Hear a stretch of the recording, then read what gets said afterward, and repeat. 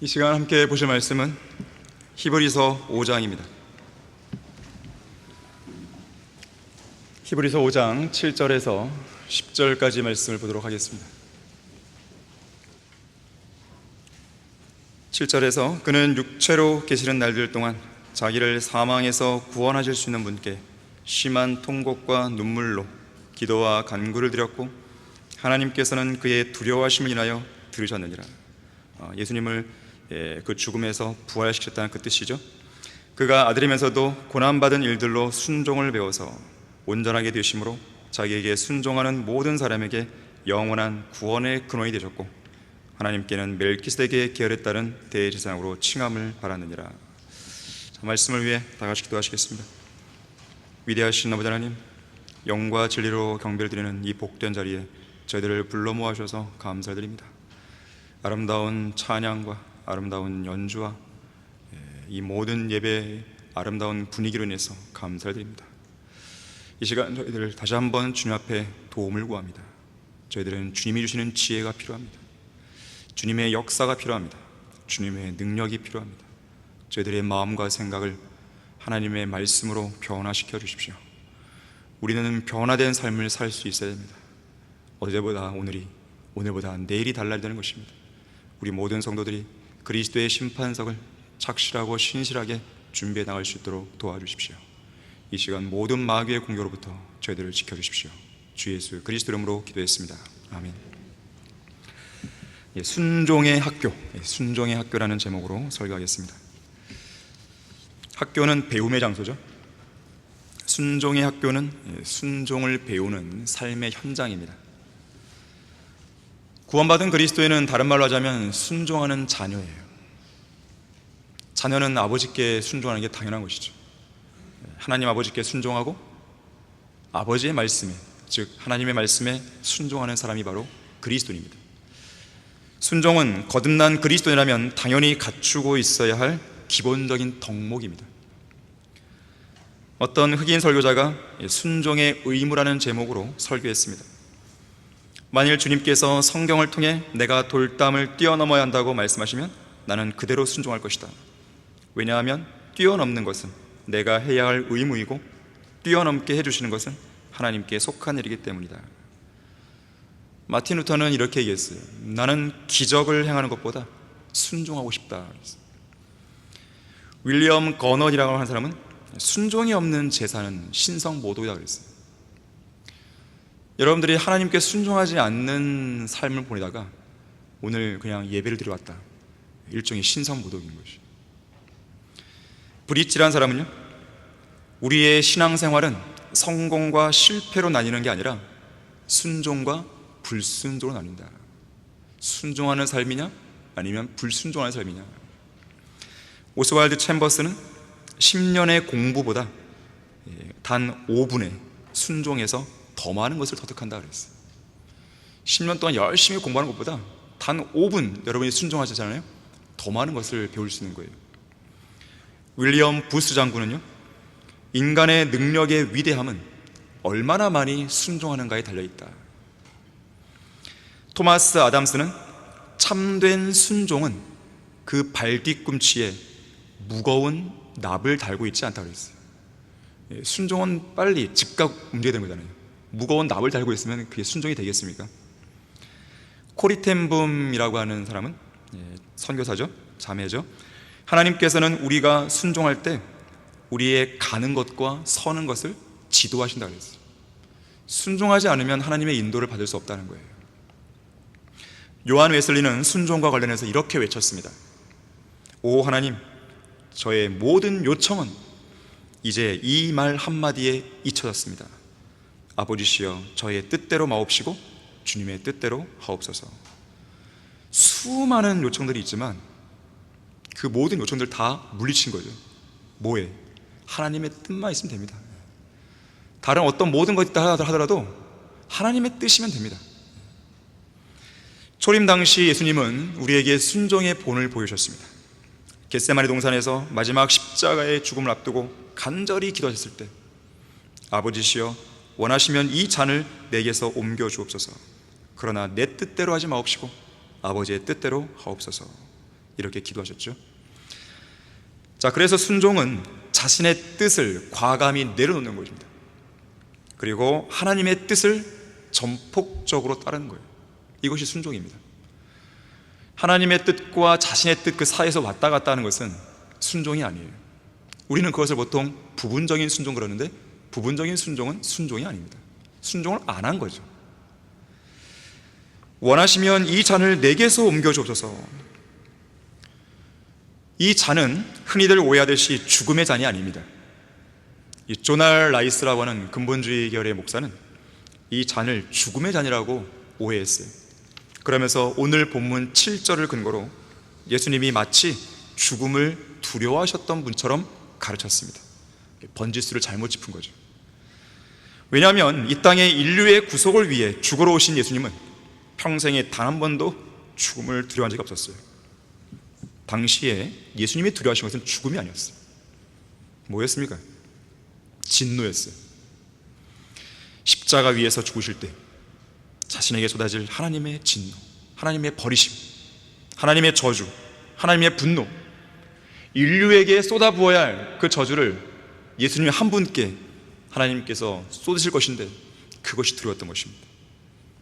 그래서 아버지시여 원하시면 이 잔을, 이 진노의 잔을 내게서 옮겨 주옵소서라고 기도한 거예요. 하지만 하나님의 뜻과 명령을 수행하기 위해 이 땅에 오신 예수님은 그분 안에 항상 예만 있었던 거예요. 겟세마네 동산에서도 처음에는 가능하시거든 이 진노의 잔을 내게서 지나가게 하옵소서라고 간구했지만 진노의 잔을 받으시는 것이 하나님의 뜻이었기에 그 기도를 철회하시고 아버지께서 원하시는 대로 하옵소서라고 기도하신 겁니다. 십자가에 달려 죽으시고 부활하시고 승천하실 때까지 예수 그리스도 안에는 언제나 예만 있었던 것입니다. 자, 이것이 바로 순종의 자녀들인 우리 모두가 온전히 따라야 할 본인 거예요. 미국의 어떤 목사가 서부 아프리카에 있는 이 다카라고 하는 공항에서 비행기에 기름을 넣기 위해 잠시 기다리는 동안 한 사람을 만납니다. 프랑스 출신의 한 선교사와 교제를 나누고 있었는데 이 선교사는 모슬렘 지역에서 10년 동안 사역을 해오던 사람이었습니다. 이 선교사가 자신이 선교사라고 이렇게 소개하자 미국 목사의 일행 중 한 사람이 그러면 10년 동안 당신은 얼마나 많은 회심자를 얻었습니까? 라고 물었어요. 그러자 이 선교사는 2명입니다 라고 대답했습니다. 10년간의 선교사에게서 겨우 2명만 구원받았다는 것이죠. 이 보잘것없어 보이는 열매를 듣고는 이 사역에 대한 의구심이 들었는지 일행 중 한 사람이 또 물었습니다. 10년 동안 2명밖에 구령 안 했는데 그러면 도대체 당신은 무엇 때문에 이곳에 있는 겁니까? 무엇 때문에 이곳에서 선교를 하고 있는 겁니까?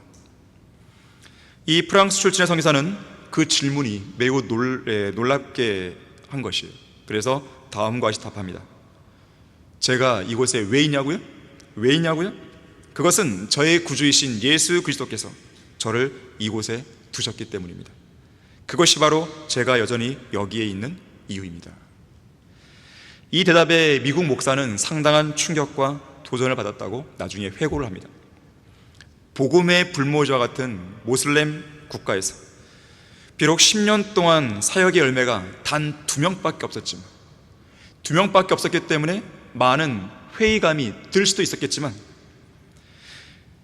하나님께서 자신을 이곳에 두셨기 때문에 자기는 떠날 수가 없는 것이고 또 그것이 바로 자기가 이곳에 계속 남아 있어야 할 이유와 목적이라는 사실이 이 미국 목사에게는 많은 생각을 들게 했던 것이에요. 이 아도니람 저드슨도 버마에 선교사로 갔을 때요, 처음 7년 동안 회심자를 한 명도 못 얻습니다. 그 7년 동안 무슨 생각했을까요? 분명히 하나님의 뜻이 있어서 이 먼 곳까지 왔는데 열매가 한 명도 없으니까 얼마나 낙심될까요? 하지만 아도니람 저드슨은 하나님의 뜻에 대한 확신이 있었기 때문에 그곳에 계속 있었던 것이에요. 그리고 7년 뒤에, 7년 끝에 드디어 멍나우라는 한 사람을 구령하게 됩니다. 그리고 그 사람이 최초의 침례에 순종한 그 사람이 되는 거예요. 그 선교지에서. 그 이후부터 선교는 탄력을 받아서 많은 열매를 거두게 되는 것이죠. D.L. 무디는 행동하는 믿음은 하나님의 말씀에 순종하는 것이고 또 순종을 매일의 생활에서 행동으로 증명하는 것이라고 했어요. 순종으로 드러나지 않는 믿음은 가짜 믿음입니다. 죽은 믿음이에요. 성경적인 믿음을 입으로만 외치고 순종으로 나타내지 않는 것은 종교적인 위선자들에게서나 볼 수 있는 모습이에요. 그래서 성경은 순종하지 않는 믿음을 가리켜서 하나님을 제대로 아는 것이 아니라 오히려 하나님을 부인하는 태도라고 그랬어요. 우리 잠깐 디도서 1장 16절 보겠습니다. 디도서 1장 16절 보시면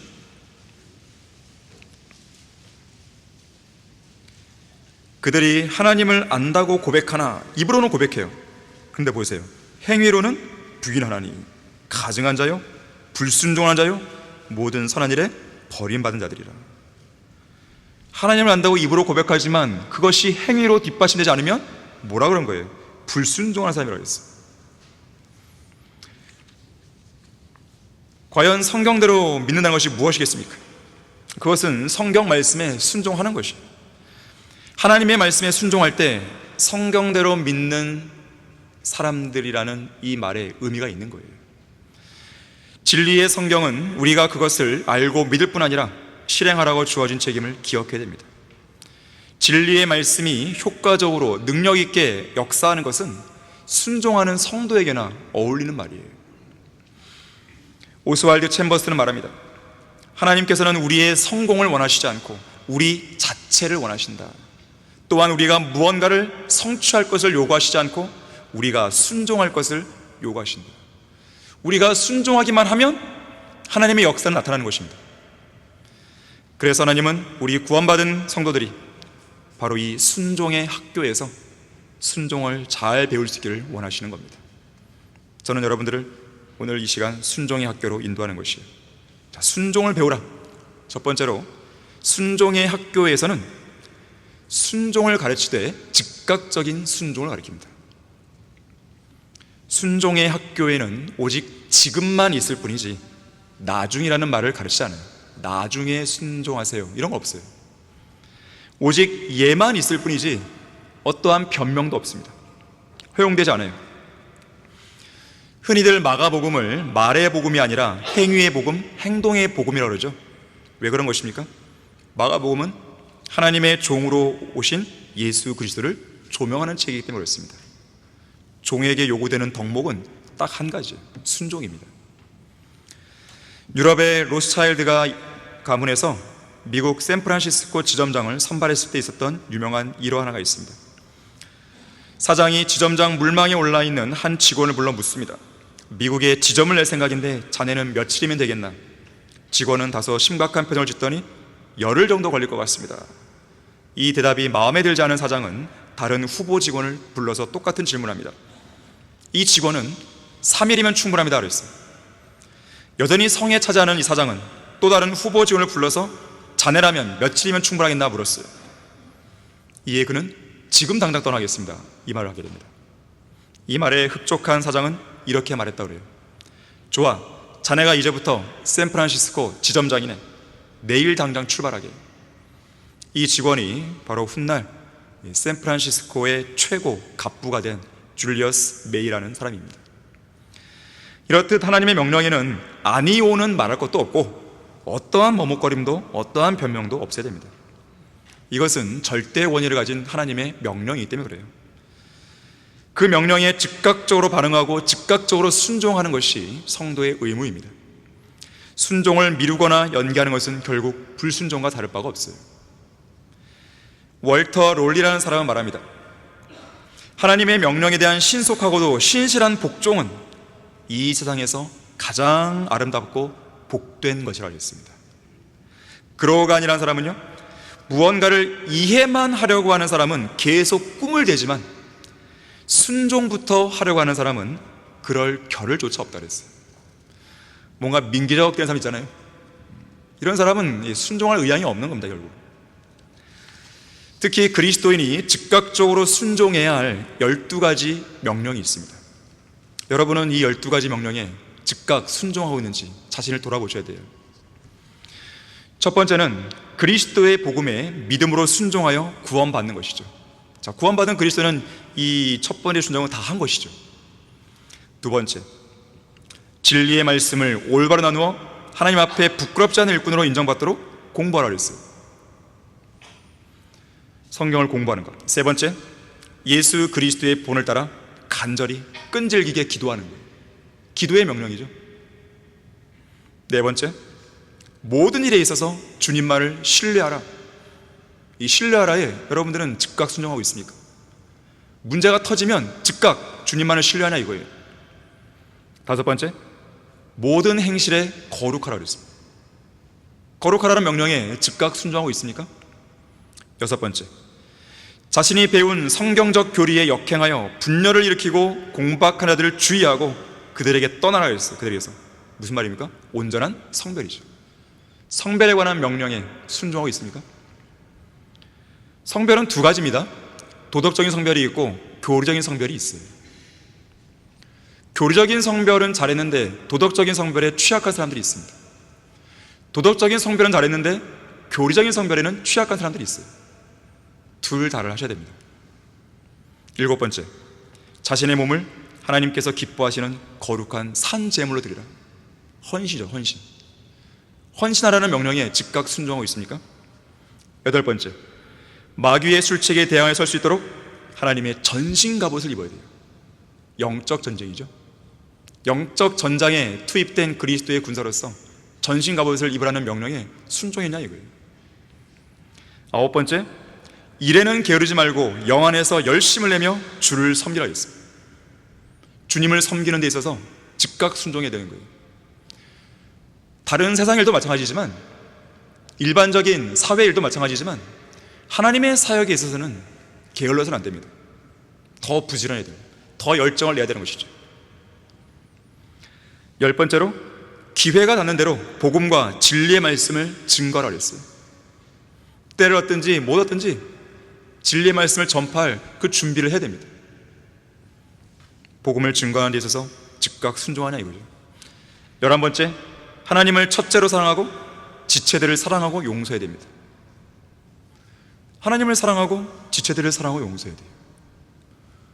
어떤 성도는 다른 어떤 지체와 트러블이 생겼을 때에 다시는 안 보겠다고, 다시는 말 안 하겠다고 이래버리는 거예요.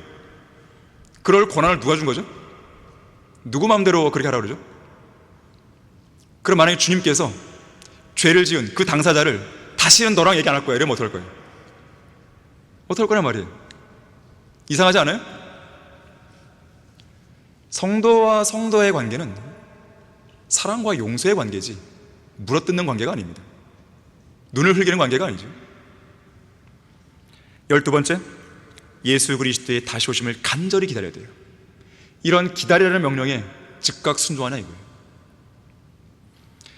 자, 이상 12가지 명령에 관한 한 한시도 지체하지 말고 즉시 순종해야 됩니다. 한 번은 아프리카 자이르 공화국에서 사역하는 한 선교사가 있었습니다. 어느 날 이 선교사의 어린 아들이 앞마당에서 낡은 가구를 손질하고 있는 아버지 곁에서 놀다가 주위에 풀과 나무가 우거진 숲속으로 들어가서 부러진 나뭇가지들을 줍고 있었습니다. 바로 그때 아버지의 다급한 목소리가 들려옵니다. 아들아, 지금 당장 땅에 엎드려. 이 어린 아들은 무슨 영문이도 모른 채 아버지의 말에 즉각 엎드렸습니다. 그러자 아버지가 말하는 거죠. 얘야, 아빠가 보이지? 몸을 일으키지 말고 아빠 쪽으로 천천히 기어와야 돼. 조용히 이쪽으로 와야 돼. 어서. 아들은 아버지가 시키는 대로 아버지 쪽으로 기어갔습니다. 아버지 곁에 왔을 때 그때서야 아버지가 말하는 거죠. 너가 서 있던 나무 위를 보렴. 독사가 있었단다. 자, 우리는 여기서 소중한 교훈 한 가지 얻을 수 있는데, 만약 아버지가 다급하게 외치는 소리를 듣고도 아들이 왜 그러세요 아빠? 이렇게 했다든지 무슨 일인데요? 이렇게 묻기만 하고 즉시 땅에 엎드리지 않았다면, 그리고 서 있었다면 독사에게 그냥 물리는 것이죠. 하지만 이유가 어떻든 간에 아버지의 말씀이라는 이유 하나만으로 아무 대꾸도 하지 않고 즉시 순종했기 때문에 목숨을 건질 수 있었습니다. 그래서 즉각적인 순종은 한 사람의 지상 생명을 살리기도 하는 거예요. 만일에 그것이 그리스도의 복음에 믿음으로 순종하는 일이라면 그거는 지상 생명 정도가 아니라 한 사람의 혼적 생명을 영원히 살려주는 게 되는 것입니다. 순종을 배우라. 두 번째로, 순종의 동기는 하나님을 향한 사랑이 있습니다. 순종의 본질이 무엇이냐고 했을 때 순종의 본질은요, 하나님의 명령이기 이전에 사랑이 있습니다. 순종의 본질은 성도의 의무이기 이전에 사랑이 있습니다. 무슨 말이냐면, 의무감으로 순종하면 그 순종은 오래 지속되지 않는다는 거예요. 하지만 우리 마음속에 그리스도의 사랑이 강권하면 순종은 오래 지속됩니다. 성경을 읽는 것을 의무감으로 한번 해보세요. 며칠 못 가서 지겨워질 것입니다. 기도를 의무감으로 한번 해보세요. 며칠 안 되어서 형식화될 것입니다. 거리 설교와 구령을 의무감으로 한번 해보세요. 얼마 안 가서 이 핑계 저 핑계 대다가 그 시간을 다른 일로 대체할 것이에요. 그러면 어차피 의무감으로 할 거 안 하는 게 낫겠네, 그 말인가요? 안 한다면 그 의무를 소홀히 한 죄가 되는 거죠. 우리는 반드시 해야 됩니다. 의무감으로도 해야 됩니다. 하지만 그것만 거기서 멈추면 안 된다는 거예요. 더 지속하려고 한다면 그 의무감을 뛰어넘어서 하나님을 향한 사랑으로 할 수 있어야 되는 것입니다. 모든 것을 사랑의 동기로 한번 해보세요. 그러면 하나님의 말씀이 꿀맛 같습니다. 기도하는 시간이 무척 행복하고 즐거워지는 거예요. 거리 설교와 구령의 현장이 열정과 부흥의 현장으로 바뀌게 되는 겁니다. 우리 다 같이 요한복음 14장 21절 보겠습니다.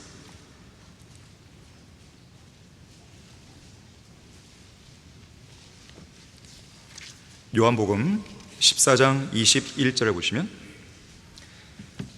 나의 계명들을 가지고 그것들을 지키는 사람은 나를 사랑하는 사람이니 나를 사랑하는 사람은 나의 아버지께 사랑을 받으리라.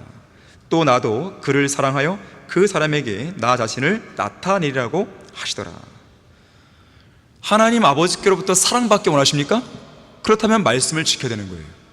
누가 말씀을 지키는 것인가? 하나님을 사랑하는 사람이 지키는 겁니다. 사랑의 동기가 바탕이 되기 때문에 말씀을 기꺼이 지키는 거예요. 하나님을 사랑하는 사람은 하나님의 말씀에 순종해서 그 말씀을 지키는 것입니다. 그래서 사랑은 말이 아니라 실천인 거예요. 사랑한다면 사랑하는 대상을 향해 반응을 나타내는 게 정상이죠. 하나님을 사랑한다면 말로만 할 것이 아니라 행위로 보여야죠. 행위로 보였을 때 하나님은 그 성도를 더 사랑하시는 거예요. 이처럼 그리스도의 사랑이 우리를 강권하고 있는 것입니다. 그렇기 때문에 우리는 하나님의 명령에 어떤 명령에도 순종할 수가 있는 거예요. 그리스도의 사랑이 강권하기 때문에 현재 우리가 직면하는 절망, 낙심, 고난, 어려움에도 불구하고 우리가 살아갈 수 있는 힘과 위로와 목표를 발견하면서 주님의 명령에 순종하게 되는 것입니다. 그리스도의 사랑이 강권하기 때문에 이 세상이 너무나 싫은 거죠. 죄를 짓는 일이 진저리가 나도록 몹시 싫고 몹시 고달픈 일이 되는 것이죠. 그 대신에 하나님의 말씀에 순종하는 것이 너무나 기쁜 거예요. 그리스도의 사랑이 강권하기 때문에 전에는 그토록 매력적이었던 세상이 더 이상 끌리지 않습니다. 싫은 거예요. 귀찮은 거예요. 지긋지긋한 것이죠. 허무한 쾌락, 더 이상 나의 추구의 대상이 안 되는 것이죠. 세상에서의 성공, 그거는 너무나 수준 낮은 유치한 목표가 되는 것이죠. 주님을 슬프게 되는 일, 그것이 오히려 무척 괴로운 일이 되는 것이죠. 그래서 어떻게 해서든지 주님을 기쁘시게 해드리기 위해서 그 말씀에 애써 순종하려고 하는 것이죠. 그리스도의 사랑이 강권하기 때문에 하나님의 말씀을 읽고 기도하고 사람을 낚는 어부로서 사는 것이 너무나 행복한 것이, 즐거운 것이, 그리스도 안에서 이루는 성공이야말로 나의 인생의 최고 수준의 목표가 되는 것입니다. 주님만을 기쁘시게 드리고 주님만을 영원롭게 해드리는 그 일이 나의 삶과 활력과 나의 삶의 활력과 만족이 되는 거예요. 강권하시는 그리스도의 사랑에 대해서 찰스 스펄전 목사는 이렇게 설교했습니다. 구원받은 당신은 그대의 주님께 얼마나 많은 빚을 지고 있습니까? 주님께서 그대의 죄를 용서해 주지 않았습니까? 주님께서 그대에게 의의 옷을 입혀주지 않았습니까? 주님께서 그대의 발을 반석 위에 세워주지 않았습니까? 주님께서 그대를 위해 하늘나라와 새 예루살렘을 준비해 주지 않았습니까? 주님께서 그대의 이름을 어린 양의 생명책에 기록해 두지 않았습니까? 주님께서 그대에게 셀 수 없이 많은 복을 주지 않았습니까? 그렇다면 주님을 위해 그분의 사랑에 알맞은 어떤 보답을 하십시오. 그 사랑에 알맞은 보답이 뭐겠어요? 순종이에요. 순종을 배우라. 세 번째로, 겸손해야 순종할 수 있습니다.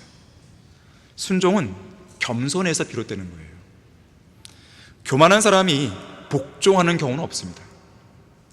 목을 꼿꼿이 세우고 그런 사람은 순종을 배우지 못하는 거예요.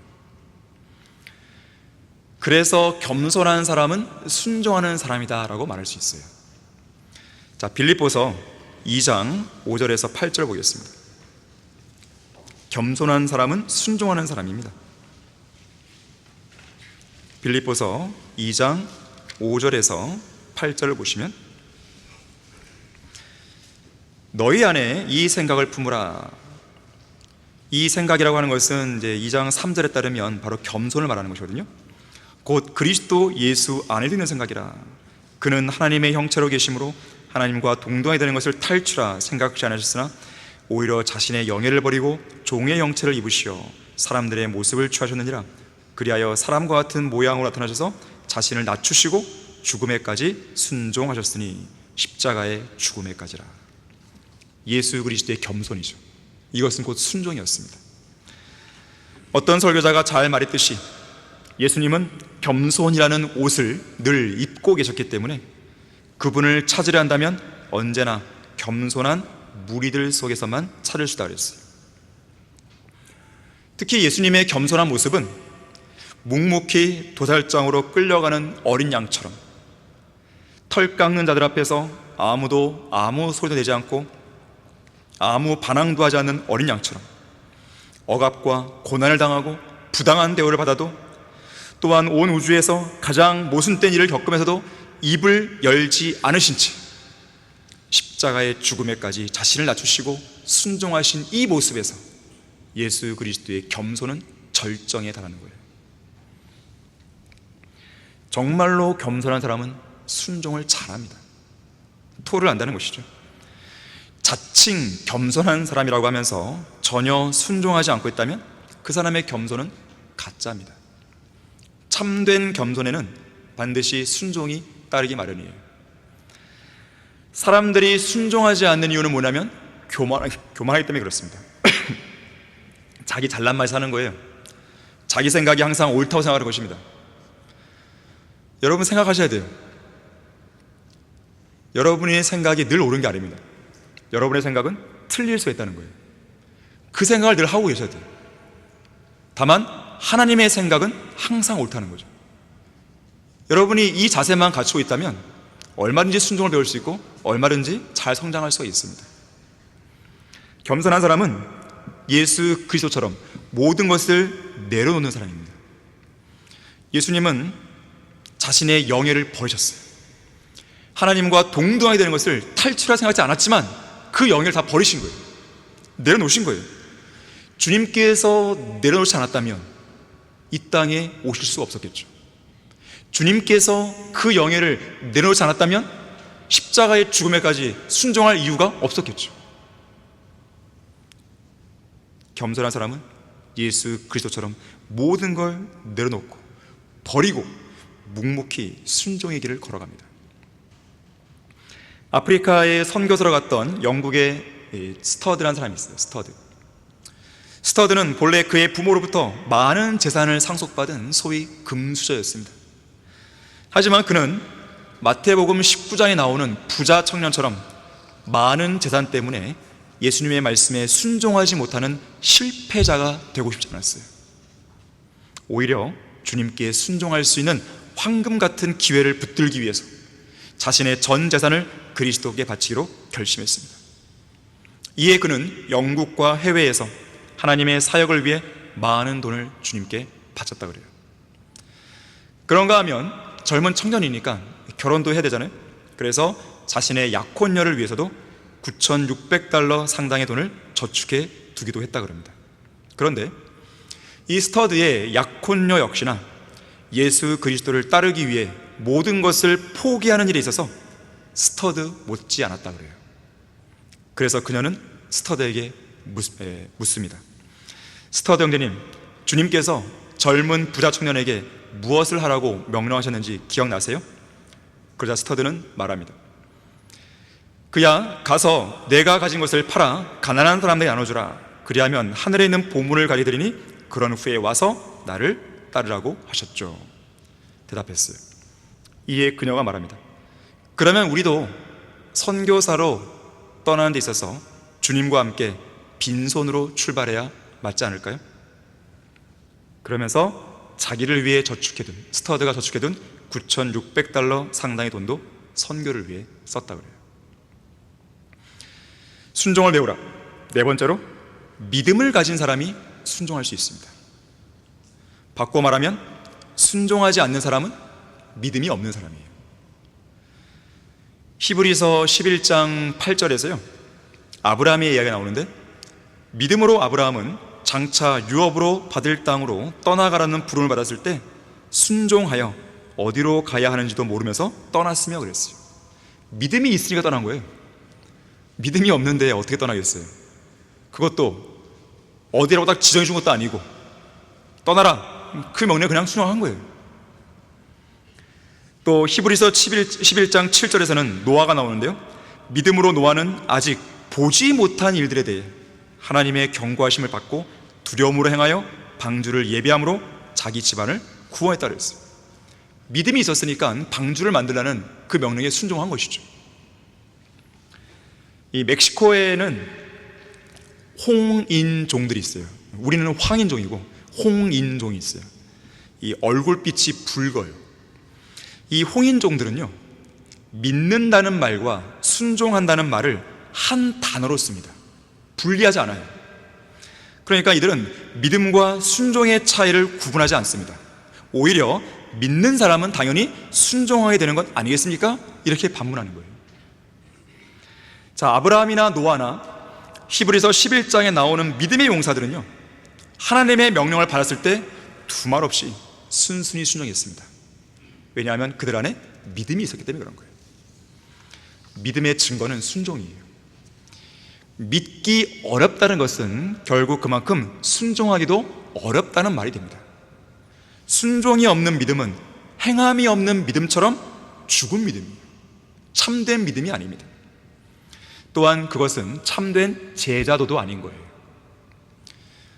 어떤 사람이 이렇게 말했어요. 오늘날 복음을 전파하는 데 있어서 가장 큰 비극은, 잘 들으십시오, 믿음으로 부름받은 사람들은 많은데 순종으로 부름받은 사람들은 적다는 데 있다 그랬어요.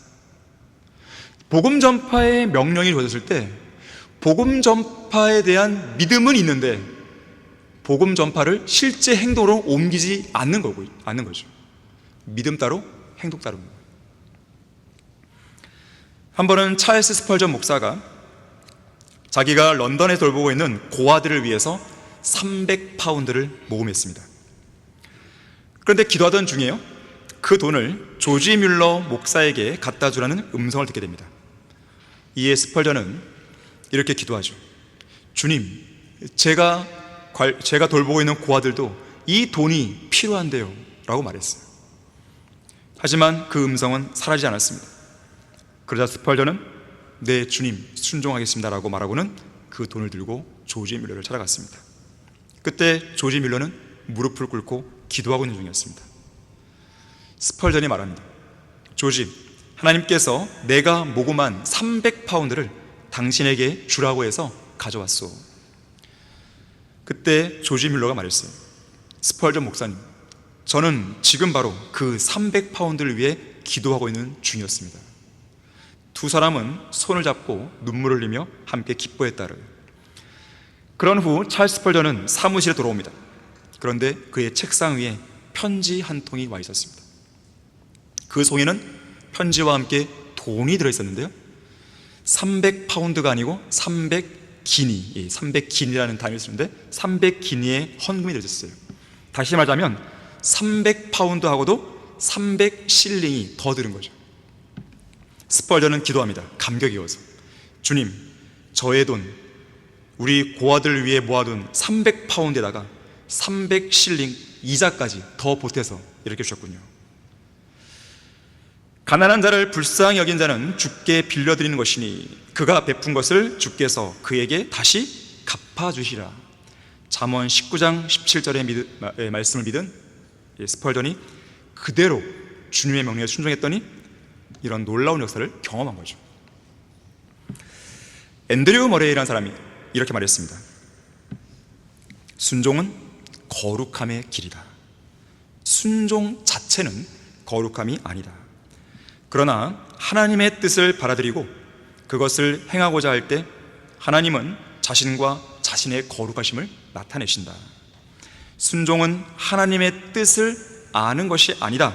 그 뜻을 인정하는 것도 아니며 그것을 행하려고 마음을 먹은 것도 아니다. 순종은 오직 하나님의 뜻을 행하는 것이다. 그리스도 안에서 거룩하라. 그리스도께서는 순종하심으로, 곧 하나님의 뜻을 행하심으로 자신을 거룩하게 하셨다. 그리고 그분이 행하신 그 뜻 안에서 우리도 거룩하게 되었다. 하나님의 뜻이 예수 그리스도로 말미암아 이루어졌다는 사실을 받아들이고 그분을 받아들일 때 우리는 거룩하게 된다. 그리고 하나님의 뜻이 나로 말미암아 이루어질 것이라는 사실을 받아들일 때 나는 거룩하게 된다. 그러므로 나는 순종의 모든 행위를 통해 예수 그리스도와 생생한 교제를 나누고 그리스도의 생명의 능력을 내 안으로 끌어들일 수 있다. 순종은 하나님의 음성을 듣는 데 있다. 하나님의 뜻을 다 알고 있다고 생각해서는 안 된다. 오직 성령 하나님의 내면적인 가르침을 구하고 기다리라. 자, 순종을 배우라. 마지막 다섯 번째로 고난을 통해 순종을 배우게 됩니다. 오늘 본문 8절과 9절에서 말씀하죠. 그가 아들이면서도 고난받은 일들로 순종을 배워서 온전하게 되심으로 자기에게 순종하는 모든 사람에게 영원한 구원의 근원이 되셨다고 말씀하는 거예요. 예수님은 고난의 학교 제1회 졸업생이십니다. 고난의 학교 제1회 졸업생이신 예수님께서 고난을 통해 순종을 배웠다면 우리 역시 고난을 통해 순종을 배워야 합니다. 스펄전은 이렇게 말했어요.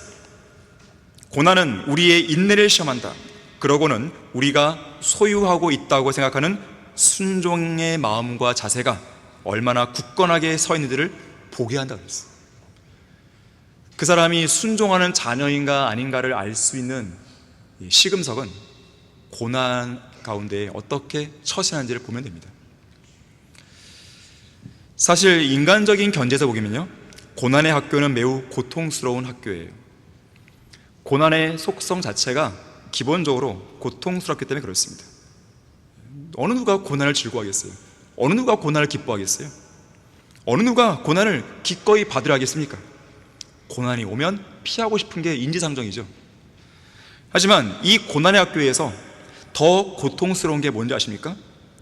고난을 통해 아무것도 배우지 못하는 거예요. 고난을 통해서 주님의 인도하심을 못 느끼는 것입니다. 고난을 통해서 주님의 능력을 깨닫지 못하는 것입니다. 왜 고난을 당하고 있는지 그 이유도 모르는 것이죠. 또 고난을 통해 내가 어떤 교훈을 받아야 하는지도 깨닫지 못하는 거예요. 특히 고난을 통해서 하나님을 향한 온전한 순종을 배우지 못하면 그 고난의 수업은 시간만 낭비한 수업이 되고 맙니다. 공허한 수업이죠. 그러한 공허한 수업이 지속되면 고난의 학교를 다니는 내내 우리는 항상 우울하게 되는 것이죠. 그런 우울증 속에서 피어나는 낙담과 절망과 불평과 분노가 우리의 영적 생활을 갉아먹고 피폐하게 만들어가는 거예요. 고난의 학교에서 배워야 돼요. 특히 순종을 배워야 됩니다. 고난을 통해 순종을 배운다는 측면에서 볼 때 고난의 학교는 곧 순종의 학교이기도 합니다. 그래서 고난의 학교가 세워지면 반드시 옆에는 순종의 학교가 세워져요. 던킨 도너츠 가게에 있으면 항상 뭐가 있어요? 베스킨라빈스가 있습니다. 고난의 학교가 있으면 반드시 옆에는 순종의 학교가 있는 거예요. 고난의 학교를 졸업하게 되면 순종의 학교로 넘어가는 것이죠. 그래서 하나님은 그분의 성도를 순종의 사람으로 만들기 위해서 종종 고난을 쓰시는 거예요. 시편 119편 67절 71절에서 말씀합니다. 내가 고난을 당하기 전에는 길을 잃었으나. 대단한 말씀이에요. 고난을 당해야만 올바른 길로 돌아올 수 때가 있다는 거죠.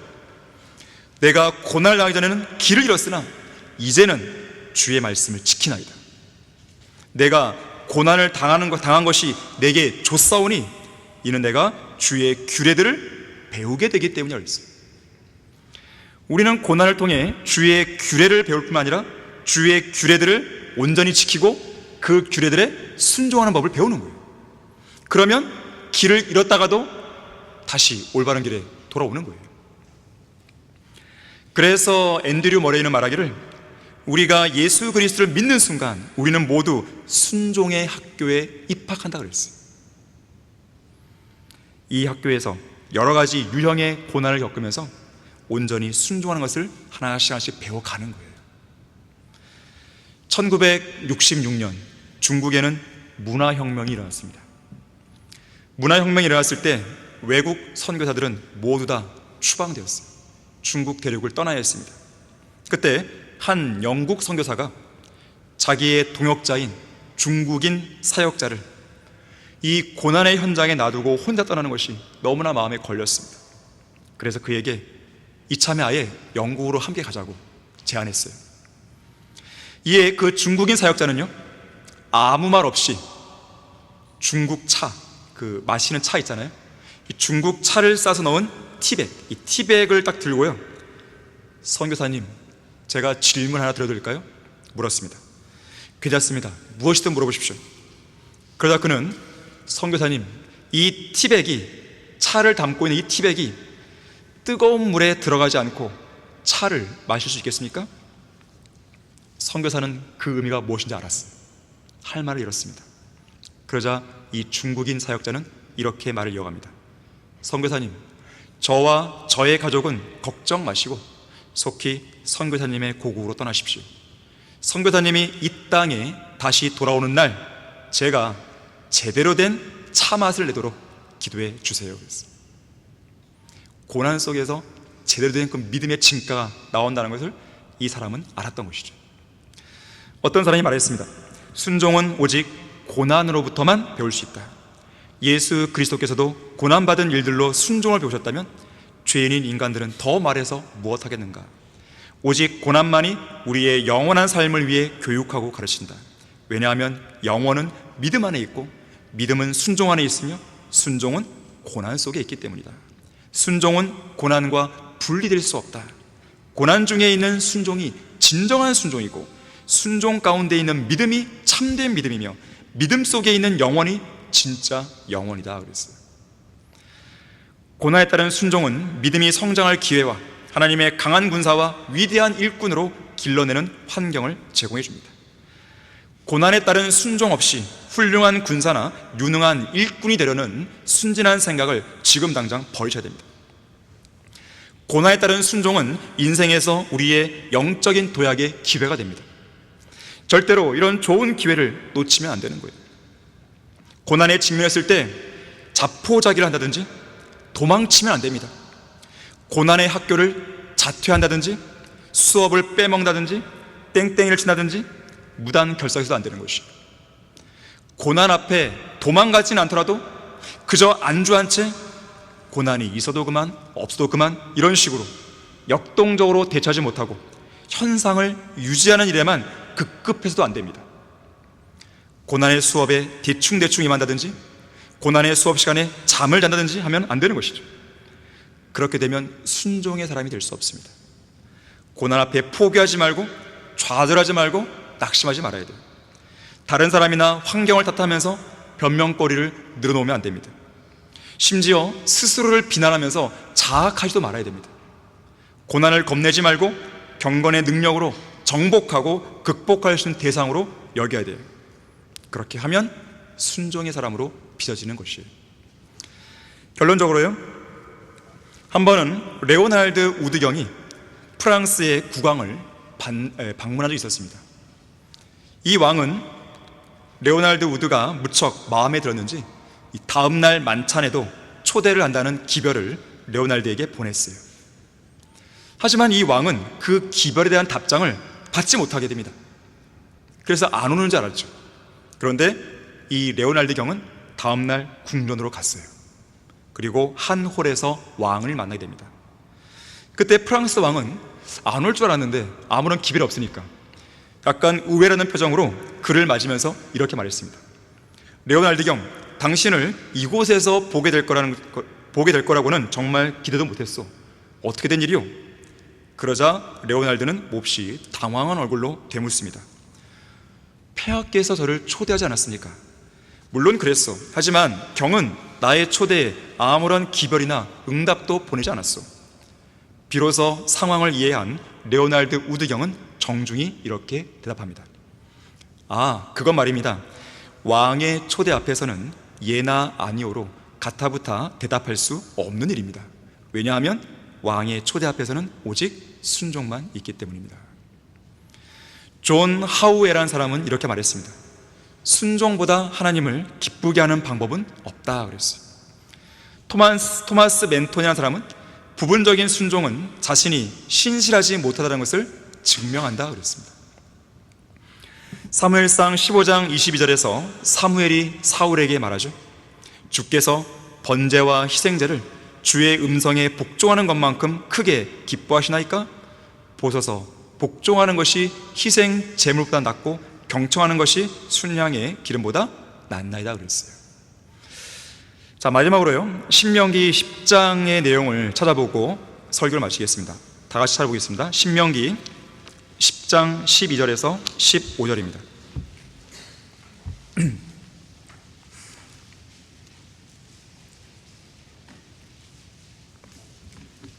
신명기 10장 12절에서 15절입니다. 이제 이스라엘아, 주 너희 하나님께서 내게 무엇을 요구하시느냐? 지금 이스라엘 향하는 말씀인데 이스라엘 이 대상에다가 여러분의 이름을 넣고 한번 이 말씀을 읽어보시는 거예요. 오직 주 너희 하나님을 두려워하고 그분의 모든 길로 행하고 그분을 사랑하며 내 마음을 다하고 내 혼을 다하여 주 너희 하나님을 섬기며 내가 오늘 내 번영을 위하여 내게 명령하는 주의 계명들과 그분의 규례들을 지키는 것이 아니냐? 보라, 하늘과 하늘들의 하늘이 또 땅과 그 안에 있는 모든 것이 너의 하나님 주의 것이나 주께서는 오직 내 조상을 기뻐하시고 그들을 사랑하시어 그들의 씨인 너희를 모든 백성 가운데서 택하신 것이 오늘과 같으니라. 하나님의 요구사항이에요. 하나님과 그분의 말씀에 온전히 순종하는 우리 모두가 되어야겠습니다.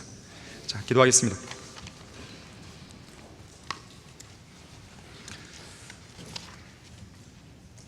고마우신 아버지 하나님, 오늘도 오전에 이어 오후까지 두 번의 경배를 드리게 해주셔서 감사드립니다. 오늘 이 시간 강단에서 선포되는 이 말씀들을 우리 성도들이 마음속에 잘 새길 수 있도록 해주시고 순종하는 자녀로서 하루하루를 살아갈 수 있도록 도와주십시오. 우리의 생명은 주님의 손에 달려있는 것입니다. 우리가 무엇을 계획하고 어떤 뜻을 고집한다 하더라도 하나님이 허락하지 않으시면 그것을 이룰 수가 없는 것입니다. 어떠한 생각들은, 어떠한 길들은 죽음의 길도 있는 것입니다. 아무리 자기에게는 옳게 보이는 생각이고 옳게 보이는 길이 할지라도 그것이 곧 멸망의 길로 이어질 수 있다는 것을 우리 성도들이 늘 경각심을 가지고 마음속에 새길 수 있도록 해주십시오. 주 예수 그리스도 이름으로 기도했습니다. 아멘.